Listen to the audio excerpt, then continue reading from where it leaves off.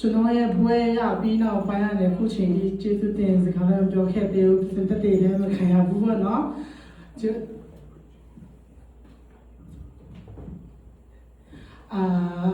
ေအနေရလည်းမပေးဘူးဆိုတော့ပေါ့နော်ပြည့်စုံရဲ့အများနဲ့စီစဉ်လည်းများဆိုတော့နောက်ပတ်မှလုပ်မယ်နောက်တစ်ခါမှလုပ်မယ်လို့စီစဉ်ထားတာပဲအခုချိန်ကြီးစင်ပါလေတတိမခံရသေးဘူးပေါ့နော်ဆိုတော့အကျွေးတင်တယ်လို့ခံထားရတယ်ပေါ့နော်စင်လုံးကားလည်းအားကြောင့်ခုရှိတော့ချီးမွမ်းချင်ပါတယ်လို့ကျွန်တော်တနေ့တာလုံးဖြာခင်ကြည့်တော့ကြောင့်ပေါ့နော်ရုန်းကန်ခဲ့ရပါတယ်လို့အဲ့လိုကျွန်တော်တို့တစ်ခါမြဲချိန်ညာထားပြီးတော့လို့ပေါ့တတိခံပြီးတော့လို့ပါပဲပေါ့နော်အလုပ်တစ်ခုလုပ်တယ်ပြည်စွန်ကြောင်းနဲ့တက်ပြည်စွန် internship လုပ်လဲဆိုတော့ဖြာကြောင်းတက်ချင်လည်းမရှိဘူးပေါ့နော်ဒါပေမဲ့ဖြာခင်အချင်းစီတော့အရန်ပဲထူးဆန်းတယ်ပေါ့နော်ကျွန်တော်ရဲ့အတွေ့အကြုံရကဖြာ Sunday နေ့တိုင်းဖြာကြောင်းမလာပြီပဲကျွန်တော်ရဲ့ internship က homeless တွေကိုကူညီတဲ့နေရာကတက်ဆိုင်တော့ဖြာကြောင်းမှာဖြစ်တယ်ပေါ့နော်သူရဲ့ရင်ခွင်ကနေအတောင်အောက်ကနေဝေးသွားမယ်လို့ခံစားပြီးမြဲသူရဲ့ရင်ခွင်မှာမြဲသူကမြဲနေပါလေဖန်တီးခဲ့တယ်ပေါ့နော်အဲဆိုကျွန်တော်အဲ့ဒါကိုမြဲတွေ့ပြီးနောက်ပိုင်းအော်ခဲ့တယ်ပေါ့နော်ဒီကလူတွေလည်းကျွန်တော်အမေကိုလည်းဆူတောင်းပေးကြတယ်ဖြာချောင်းပြန်တက်ဖို့ရအောင်ဆိုရင်မှနဲ့ကျွန်တော်လည်းဟောဖြာခင်တော့ဖြစ်ရင်ကောင်းတယ်ပေါ့နော်ကျွန်တော်သူ့ချန်စီနေတာဘာလို့မချန်စီရောကျွန်တော်ကမြဲ internship လုပ်တာကအကြောင်းမှတော့မဟုတ်ဒီ Providence Holy Family မှာလုပ်ခဲ့ရတယ်ပေါ့နော်ဒါပေမဲ့လူတယောက်ကအလောကနေထွက်သွားတယ်လူကလည်းကျွန်တော်လည်းနိုင်အချိန်လိုရတာနဲ့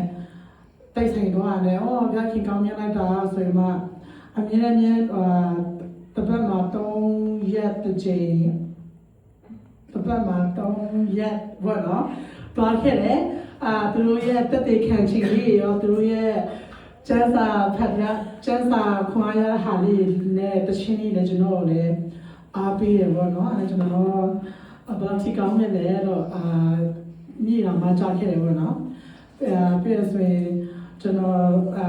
master degree ကိုတနေ့နဲ့ကျွန်တော်ရဖို့တော့မမျှော်လင့်ခဲ့ဘူးပေါ့နော်လူများဆိုတော့နည်းနည်း3နှစ်လောက်တက်ရတယ်ဒါပေမဲ့ဖြာခင်ကြီးဆိုတော့ကျွန်တော်တနေ့နဲ့ပြီးဆုံးနိုင်တယ်ပြီးဆုံးတော့မှ master degree ကခုပတ်စံကိုပြရဆိုတော့အရင်မလွယ်ဘူးပေါ့နော် scholarship တွေနဲ့အစိုးရထောက်ပံ့တဲ့ဟာတွေနဲ့ကျွန်တော် experience ရှိခဲ့ဆိုတော့ခုပတ်စံကိုပြရတယ်ဆိုတော့အစနဲ့ဆုံးထိကျွန်တော်ဘာမှမသိခဲ့ဘူးအကျွေးလေးဘယ်လိုယူရမလဲပြီးတော့ student loan လို့ယူရမလဲ registration လို့လုပ်ရမယ်ဆိုတော့ကျွန်တော်ဘာမှမသိဘူးရုံကရန်နဲ့ပဲတွားလိုက်တာပေါ့နော်ဖြာခင်နာတော့ကန်ဆယ်ပြီးမှgraduation လုပ်တာမှ stress အရင်ဖြစ်ခဲ့ရတယ်ပေါ့နော်ဒီအမေရိကမှာကျွန်တော်ဘာမှခါမှလည်းမကြောက်ဘူးတခါမှလည်းမတွေ့ကြဘူး graduation ဘွဲယူဖို့တော့မှ register လုပ်ရတယ်ပေါ့နော် register တော့မှစင်ပေါ်တက်လာမတက်ဘူးလားဆိုတော့မှ register လုပ်ရတယ်ကျွန်တော်တခါမှလည်းအတွေ့အကြုံမရှိခဲ့ဘူးဆိုတော့မတိမကြုံexperience မရှိဆိုမတိလာတဲ့ကျွန်တော်ရဲ့ registration ကမလုပ်ခဲ့ဘူးပေါ့နော် ticket လိုရတယ်လေရိုးရိုး bachelor လိုမျိုး high school လိုမျိုးမဟုတ်ဘူးဆိုတော့ticket လည်းရှစ်ခုပဲရတယ်ဆိုတော့ကျွန်တော်လည်းမသိဘူးအဖေနဲ့အမေနဲ့ပြတော့ဘလို့မိသားစုကနေ graduation တော့မှလာတော့ကျွန်တော်မတော်ပါဘူး registration နဲ့နောက်ကြတယ်ပြည်စံ ticket လည်းမရှိဘူးပဲသူကကျွန်တော်အားပေးလို့နော်တော့ပါတကယ်လို့ရခဲ့တယ်ဆိုတော့နော်အဲ့တော့ခေါ်လိုက်ဖုန်းခေါ်လိုက်အဲ့ကျွန်တော်လည်းပြောတယ်မျိုးနဲ့ဂရီမပေးချင်ဘူးလို့ဒါပေမဲ့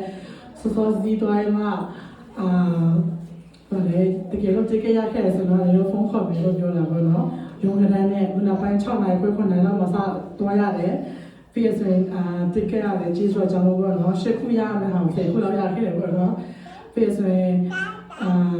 ပွဲနေက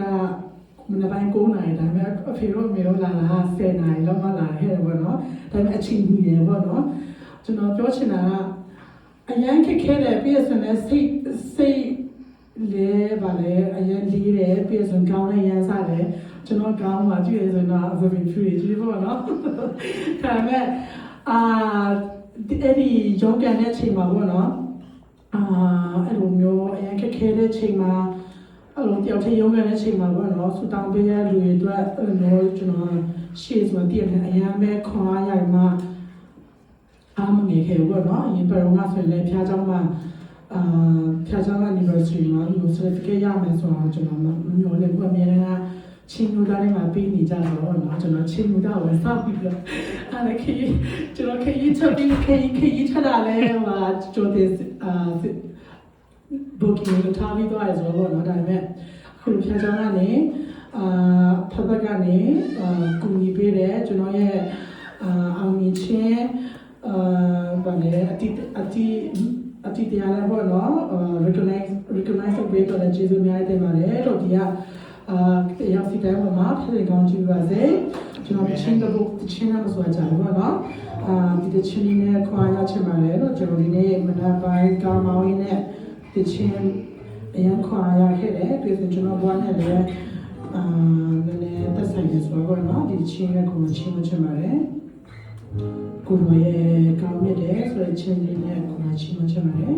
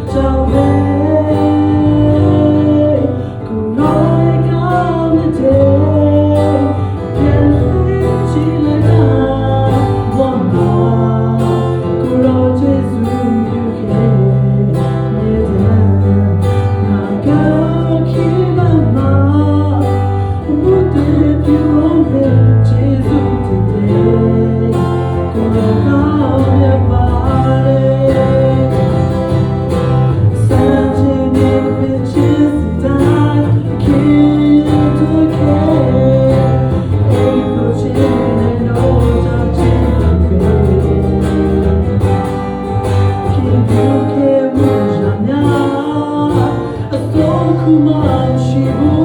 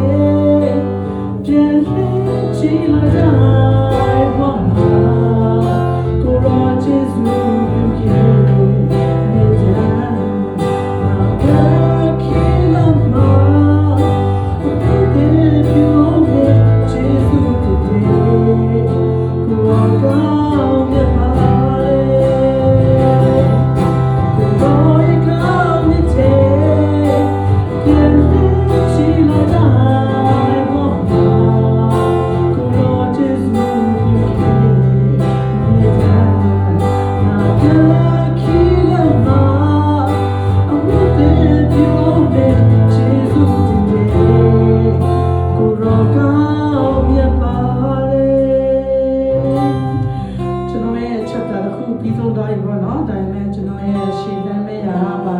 ဖြစ်လာအောင်ဆိုတော့မသိသေးဘူးပေါ့နော်ဆိုတော့ပြင်ပြီးမှဆူတောင်းပေးကြပါလို့ကျွန်တော်အလုပ်ပြန်ချင်အောင်ရှိပါတယ်ဆိုတော့ပေါ့နော်အစားကိုပြန်စားမယ်လို့ဖြစ်တယ်ပေါ့နော်တနေ့လုံးလုံးဗါလေအဲ့ဒီကျောင်းနဲ့အိမ်နဲ့အလုံးနဲ့ပဲရွေးခဲ့ဆိုတော့လူတွေနဲ့ပြောလို့ဆိုတော့ကျွန်တော်အသက်ရှင်ခွင့်ချီတာမှမရှိဘူးပေါ့နော်ဆိုတော့ကလေးလိုမျိုးပဲဗါလေအသက်ပြန်ရှင်ရလိုမျိုးခံစားရတော့နော်ဒီနေ့တော့ကျွန်တော်ကလည်းဖြစ်တယ်ပေါ့နော်ဒါပေမဲ့အလုပ်တွေပြန်ရှာအောင်မယ်ပြည်စံပါတက်ခဲတွေရှီအောင်မယ်ဆိုတော့မသိသေးဘူးဒါပေမဲ့ဖျားခင်ပဲယုံကြည်တယ်ဒီကယုံကြည်သူမိသားစုလည်းကျွန်တော်ပြန်လည်းပြီးမှစက္ကန့်စတောင်းပေးမယ်ဆိုတာလည်းယုံကြည်တယ်အဲဆိုတော့ကဖီတဲပေါ်မှာဖခင်စေတာတရားမကကောင်းချီပါစေအာမင်ဒ